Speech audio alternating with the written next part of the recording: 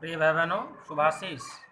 आज का यह वीडियो कक्षा अष्टम ख शारीरिक शिक्षा विषय के अंतर्गत पाठ 4 शरीर क्रिया रचना विज्ञान के तहत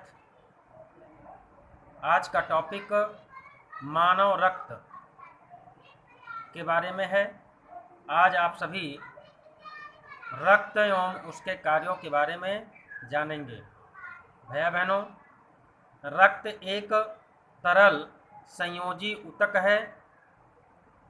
मानव शरीर में रक्त की मात्रा शरीर के कुल भार के लगभग 7% तक होती है।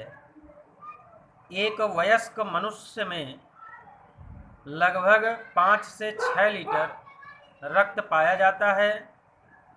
महिलाओं में पुरुषों की तुलना में 1 अथवा 2 लीटर कम रक्त पाया जाता है। रक्त में 2 प्रकार के पदार्थ पाए जाते हैं। पहला प्लाज्मा, दूसरा रुधिराणु। रक्त के जो कार्य हैं, रक्त का जो पहला कार्य है वह फेफड़े से ऑक्सीजन लेकर के ऊतकों कोशिकाओं तक पहुंचाना और उन ऊतकों अथवा कोशिकाओं से कार्बन डाइऑक्साइड को लेकर के फेफड़ों तक पहुंचाना।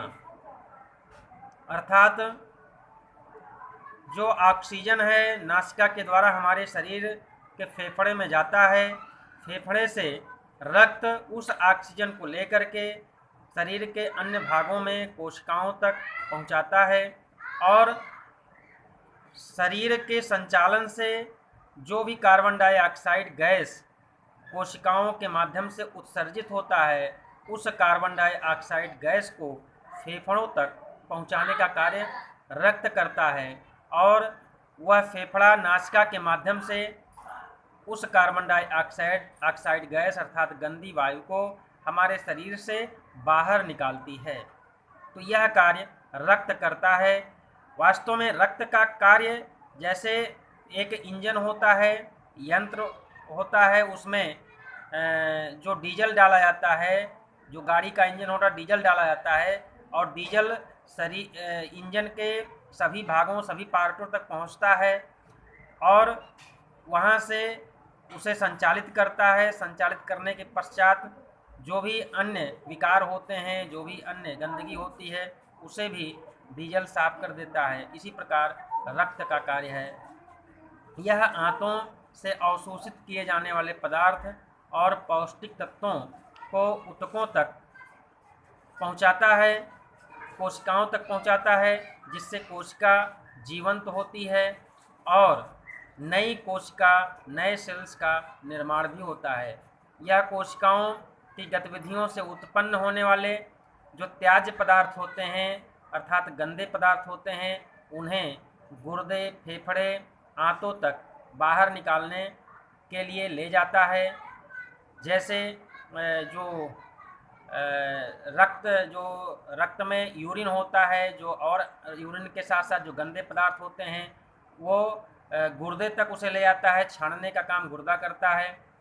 और रक्त में जो गंदी वायु होती है उसे फेफड़े तक ले जाता है, फेफड़ा उसे शुद्ध करता है और गंदी वायु को नासिका के माध्यम से बाहर निकालता है। वहीं आंतों में अन्य जो दूषित पदार्थ होते हैं जो भोजन के द्वारा और पहुंचते हैं, उन्हें निकालने का काम, उन्हें शक्ति प्रदान, आंतों को शक्ति प्रदान करने का काम रक्त करता है। यह विटामिन्स और हार्मोन्स तथा अन्य रासायनिक तत्वों को उनकी आवश्यकता वाले स्थान पर ले जाता है।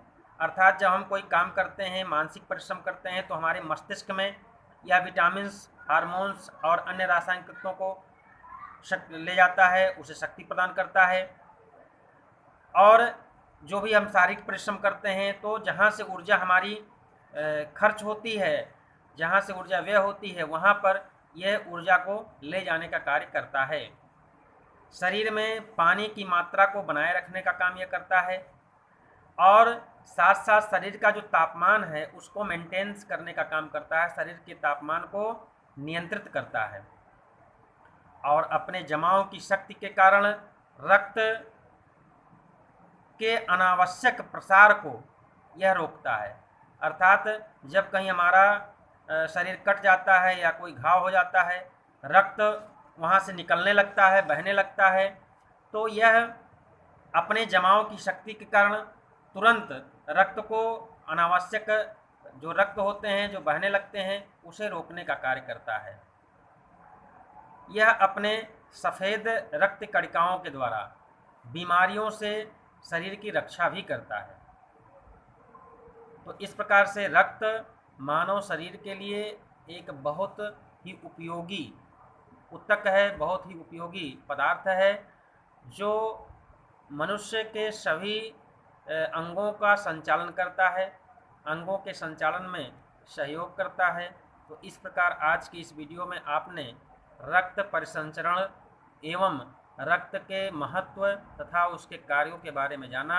आशा है कि आज का यह वीडियो आपको समझ में आया होगा। इसे अपनी कॉपी में लिखिएगा।